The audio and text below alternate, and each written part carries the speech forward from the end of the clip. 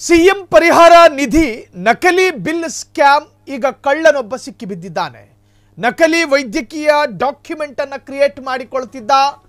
ತುರ್ತು ಚಿಕಿತ್ಸೆ ಯಾರಿಗೆ ಬೇಕೋ ಆ ತರಹದೊಂದು ಗಂಭೀರ ರೋಗಿಗಳಿಗೆ ಸಿಗಬೇಕಾದ ಸಿಎಂ ಪರಿಹಾರ ನಿಧಿ ನಕಲಿ ವೈದ್ಯಕೀಯ ದಾಖಲೆ ಸೃಷ್ಟಿ ಮಾಡುತ್ತಿದ್ದ ಕಳ್ಳ ಆತ. ಮುಖ್ಯಮಂತ್ರಿ ಪರಿಹಾರ ನಿಧಿಯಿಂದ ಹಣ ಪೀಕೋದಕ್ಕೆ ಪ್ಲಾನ್ ಮಾಡ್ಕೊಂಡಿದ್ದಂತೆ. ಆತ ರೆಡ್ ಹ್ಯಾಂಡ್ ಆಗಿ ಸಿಕ್ಕಿಬಿದ್ದಿದ್ದಾನೆ. ರೆಡ್ ಹ್ಯಾಂಡ್ ಆಗಿ ಬಿಲ್ ನಕಲಿ ಮಾಡಿ ಸಿಎಂ ಪರಿಹಾರ ನಿಧಿಯಿಂದ ಹಣ ದೋಚುತ್ತಾ ಇದ್ದ. ನಕಲಿ ವೈದ್ಯಕೀಯ ಡಾಕ್ಟರ್ ಸರ್ಟಿಫಿಕೇಟ್ ಅನ್ನು ಕೂಡ ಮಾಡಿಕೊಳ್ತಿದ್ದ. ಸರ್ಕಾರದ ಕಣ್ಣಿಗೆ ಮಣ್ಣೆರಚುತ್ತಿದ್ದ ಭೂಪ ಆತ. ವಿಧಾನಸೌಧ ಠಾಣಾ ಪೊಲೀಸರಿಂದ ಆರೋಪಿಯ ಬಂಧನ ಆಗಿದೆ.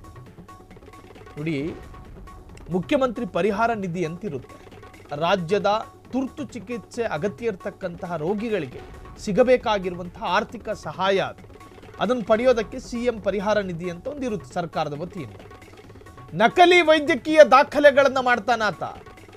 ಇಂತಿಂತಹ ಹೆಸರಿನವರು ಗಂಭೀರ ಸ್ಥಿತಿಯಲ್ಲಿದ್ದಾರೆ, ಅವರಿಗೆ ಪರಿಹಾರ ಬೇಕು ಅಂತ ಹೇಳಿ ಆ ಡಾಕ್ಯುಮೆಂಟ್ ಅನ್ನು ಎಷ್ಟು ನೀಟಾಗಿ ಮಾಡ್ಕೋತಾ ಇದ್ದ ಅಂದ್ರೆ ಯಾರಿಗೂ ಅನುಮಾನ ಬಾರದಂತೆ ನಕಲಿ ವ್ಯಕ್ತಿಗಳ ಹೆಸರಿನಲ್ಲಿ ಕ್ರಿಯೇಟ್ ಮಾಡಿಕೊಳ್ತಿದ್ದ ಆತ. ನೆಲಮಂಗಲದ ಧನಂಜಯ, 59 ವರ್ಷದ ಆರೋಪಿ ಧನಂಜಯ ಈಗ ಬಂಧನಕ್ಕೊಳಗಾಗಿದ್ದಾನೆ.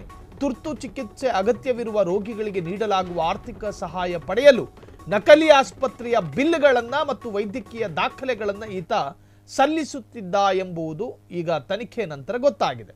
ಇನ್ನು ಶಿಕ್ಷಕ ತರಬೇತಿ ಕೋರ್ಸ್ ಪೂರ್ಣಗೊಳಿಸಿದ್ದ ಆರೋಪಿ. ನೋಡಿ, ಈತ ಟೀಚರ್ ಟ್ರೈನಿಂಗ್ ಕೋರ್ಸ್ ಅನ್ನು ಕೂಡ ಪೂರ್ಣಗೊಳಿಸಿದ್ದಂತೆ. ಅವಿದ್ಯಾವಂತ ಕಳ್ಳನಲ್ಲ ಈತ, ವಿದ್ಯಾವಂತ ಕಳ್ಳನೇ. ಪೂರ್ಣಗೊಳಿಸಿದ್ದ ಆರೋಪಿ ಧನಂಜಯ ಯಶವಂತಪುರದಲ್ಲಿನ ಖಾಸಗಿ ಆಸ್ಪತ್ರೆಗಳಲ್ಲಿ ಟ್ರೀಟ್ಮೆಂಟ್ ಪಡೆದ ರೋಗಿಗಳ ವಿವರಗಳನ್ನು ಸಂಗ್ರಹ ಮಾಡ್ತಿದ್ದ. ಈಗ ಡಾಕ್ಟರ್ ಸರ್ಟಿಫಿಕೇಟ್ ಬೇಕು ಅಂದ್ರೆ ಒಂದು ಅಸಲಿ ರೋಗಿಯ ವಿವರಗಳು ಬೇಕಾಗುತ್ತೆ. ಡಾಕ್ಟರ್ ಕೇಳ್ತಾರೆ ಯಾವ ರೋಗಿಗೆ ಯಾವ ಸರ್ಟಿಫಿಕೇಟ್ ಬೇಕು ಅಂತ. ಯಶವಂತಪುರದ ಆಸ್ಪತ್ರೆಯಲ್ಲಿ ಟ್ರೀಟ್ಮೆಂಟ್ ಪಡೆದುಕೊಳ್ತಿದ್ದ ಒಂದಷ್ಟು ರೋಗಿಗಳನ್ನು ಈತ ಸಂಪರ್ಕ ಮಾಡ್ತಾನೆ. ವಿದ್ಯಾಭ್ಯಾಸ ಇದೆ, ಸಂಪರ್ಕಿಸಬಹುದಾದ ಎಲ್ಲ ವಿವೇಚನೆ ಈತನಿಗಿದೆ. ಹಾಗೆ ಸಂಪರ್ಕ ಮಾಡಿ ನಿಮಗೇನಾದರೂ ಸಹಾಯ ಬರುವಂತೆ ಮಾಡ್ತೀನಿ ಅಂಥೇಳಿ ಅವರನ್ನು ಪುಸಲಾಯಿಸ್ತಾನೆ. ನಿಮಗೆ ನಿಮ್ಮ ರೋಗಕ್ಕೆ ತಕ್ಕನಾದಂತಹ ದುಬಾರಿ ಮೊತ್ತವನ್ನು ನಾನು ತಂದು ಕೊಡ್ತೀನಿ ಅಂಥೇಳಿ ಅವರನ್ನು ಪುಸಲಾಯಿಸಿ ಅವರನ್ನು ಬಲೆಗೆ ಬೀಳಿಸ್ತಿದ್ದ. ಅವುಗಳನ್ನು ಸಲ್ಲಿಸಿ ಪರಿಹಾರ ಹಣ ಪಡೆಯುತ್ತಿದ್ದ ಎಂಬುದು ಪೊಲೀಸರ ತನಿಖೆಯ ವೇಳೆ ಗೊತ್ತಾಯಿತು. ಪೊಲೀಸ್ ಮೂಲಗಳ ಪ್ರಕಾರ ಧನಂಜಯ ಒಬ್ಬನೇ ಕೆಲಸ ಮಾಡುತ್ತಿರಲಿಲ್ಲ. ಬದಲಾಗಿ ಬೆಂಗಳೂರಿನ ಗ್ರಾಮಾಂತರ ಜಿಲ್ಲೆಯ ಕ್ಯಾಥಣ್ಣ, ಜಯಮ್ಮ, ಯಶೋದಮ್ಮ ಮತ್ತು ಚಂದ್ರಶೇಖರ್ ಎಂಬ 4 ಈ ರೀತಿಯ ಕೆಲಸದಲ್ಲಿ ತೊಡಗಿದ್ದರು ಅನ್ನೋದು ಪೊಲೀಸರ ಪ್ರಾಥಮಿಕ ತನಿಖಾ ಸಂದರ್ಭ ಗೊತ್ತಾಗಿದೆ. ಇದರಲ್ಲಿ ಕ್ಯಾಥಣ್ಣ ಮತ್ತು ಮತ್ತೊಬ್ಬ ಆರೋಪಿಯು ಮೃತಪಟ್ಟಿದ್ದಾರೆ ಎನ್ನಲಾಗಿದೆ. ಅದರಲ್ಲಿ 2 ನಿಧನರಾಗಿದ್ದಾರೆ. ಅರ್ಜಿಗಳಲ್ಲಿನ ಕೆಲ ಲೋಪಗಳನ್ನು ಮುಖ್ಯಮಂತ್ರಿ ಕಾರ್ಯಾಲಯದ ಸಿಎಂಒ ಅಧಿಕಾರಿಗಳು ಈ ವರ್ಷದ ಮೇ ತಿಂಗಳಲ್ಲಿ ಗುರುತಿಸಿದ್ದಾರಾದರೂ ಕೂಡ ಅದರ ಮೂಲವನ್ನು ಪತ್ತೆ ಹಚ್ಚೋದಕ್ಕೆ ಅವರಿಗೆ ಸಾಧ್ಯ ಆಗಿರಲಿಲ್ಲ. ಆದರೆ ನವೆಂಬರ್ 5ನೇ ತಾರೀಕು ವಿಧಾನಸೌಧದ 2ನೇ ಮಹಡಿಯಲ್ಲಿರುವ ಮುಖ್ಯಮಂತ್ರಿಯ ಕಚೇರಿಗೆ ಬಂದ ಧನಂಜಯ ನಕಲಿ ಅರ್ಜಿಗಳಲ್ಲಿ ಒಂದರ ಪಾವತಿ ವಿಳಂಬದ ಬಗ್ಗೆ ವಿಚಾರಿಸಿದ್ದಾನೆ. ನಾವೊಂದು ಅರ್ಜಿ ಹಾಕಿದ್ವಲ್ಲ, ಅದರ ಪರಿಹಾರ ಇನ್ನೂ ಬಂದಿಲ್ಲ, ಯಾಕೆ ಅಂತ ಹೇಳಿ ವಿಳಂಬ ಯಾಕೆ ಅಂತ ಕಾರಣ ಕೇಳಿದ್ದಾನೆ. ಈ ವೇಳೆ ಆತನ ಪ್ರಶ್ನೆಗಳಿಂದ ಅನುಮಾನಗೊಂಡ ಅಧಿಕಾರಿಗಳು ವಿಧಾನಸೌಧ ಪೊಲೀಸ್ ಠಾಣೆಗೆ ಮಾಹಿತಿ ನೀಡಿದ್ದಾರೆ.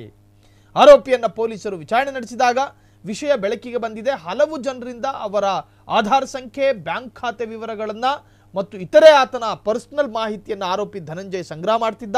ಅವರಿಗೆ ಪರಿಹಾರ ನಿಧಿ ಸಿಗುವಂತೆ ಸಹಾಯ ಮಾಡುವುದಾಗಿ ಭರವಸೆ ನೀಡುತ್ತಿದ್ದ. ಹಣ ಬಿಡುಗಡೆಯಾದ ನಂತರ ಪ್ರತಿಯೊಬ್ಬರಿಂದ 50,000 ರೂಪಾಯಿ ಕಮಿಷನ್ ಪಡ್ಕೋತಿದ್ದಂತೆ. ಈ ಮೂಲಕ ಸಂಗ್ರಹಿಸಿದ ಹಣವನ್ನು ತನ್ನ ವೈಯಕ್ತಿಕ ಖರ್ಚುಗಳಿಗೆ ಬಳಸುತ್ತಿದ್ದ ಎಂದು ಪೊಲೀಸರು ತಿಳಿಸಿದ್ದಾರೆ. ನೋಡಿ ಎಂತೆಂಥ ಜನ. ಅದಕ್ಕೆ ಬೀಚಿ ಒಂದು ಕಡೆ ಬರೀತಾರೆ, ಜನರ ದುಡ್ಡನ್ನ ತಿಂದು ಹವ್ಯಾಸಕ್ಕೊಳಗಾದವನು ಜನರ ದುಡ್ಡನ್ನೇ ತಿಂತಾನೆ. ಅವನು ದುಡ್ಡು ತಿನ್ನುವಂತಹ ಬುದ್ಧಿ ಇರೋದಿಲ್ಲ. 4 ಜನರ ಹಣವನ್ನು ತಿಂದು ಬದುಕಿದ್ದವನಿಗೆ ಸಾರ್ವಜನಿಕರ ಹಣನೇ ಬೇಕು. ಅವನಿಗೆ ದುಡಿದು ಬೆವರು ಸುರಿಸಿ ದುಡಿದಂತಹ ಹಣ ಬೇಡ. ಸೊ ಹಾಗಾಗಿ ಜನರ ಹಣ ತಿಂದು ತೇಗುತ್ತಿದ್ದಂತಹ ನಕಲಿ ವ್ಯಕ್ತಿ ವೈದ್ಯಕೀಯ ಸರ್ಟಿಫಿಕೇಟು ಮಾಡಿಸ್ಕೋತಾ ಇದ್ದ. ಯಾರಿಗೂ ಡೌಟ್ ಬರೋ ಥರ, ಯಾರಿಗೂ ಡೌಟ್ ಬಾರದ ಹಾಗೆ ಎಲ್ಲವನ್ನು ಕೂಡ ನಿಭಾಯಿಸ್ತಿದ್ದ ಆತ. ದುರಾದೃಷ್ಟವಶಾತೋ ಅಥವಾ ನಮ್ಮ ಅದೃಷ್ಟನೋ ಸಿಕ್ಕಿ ಹಾಕಿಕೊಂಡಿದ್ದಾನೆ. ವಿಧಾನಸೌಧ ಪೊಲೀಸ್ ಠಾಣೆಯಿಂದ ಆತನನ್ನು ದಸ್ತಗಿರಿ ಮಾಡಲಾಗಿದೆ. ಕ್ಷಣ ಕ್ಷಣದ ಸುದ್ದಿಗಳಿಗಾಗಿ ಫ್ರೀಡಂ ಟಿವಿ ಸಬ್ಸ್ಕ್ರೈಬ್ ಮಾಡಿ, ಲೈಕ್ ಮಾಡಿ ಹಾಗೂ ಫಾಲೋ ಮಾಡಿ. ಹೊಸ ಸುದ್ದಿಗಳ ನೋಟಿಫಿಕೇಶನ್ಗಾಗಿ ಬೆಲ್ ಐಕಾನ್ ಮೇಲೆ ಕ್ಲಿಕ್ ಮಾಡಿ.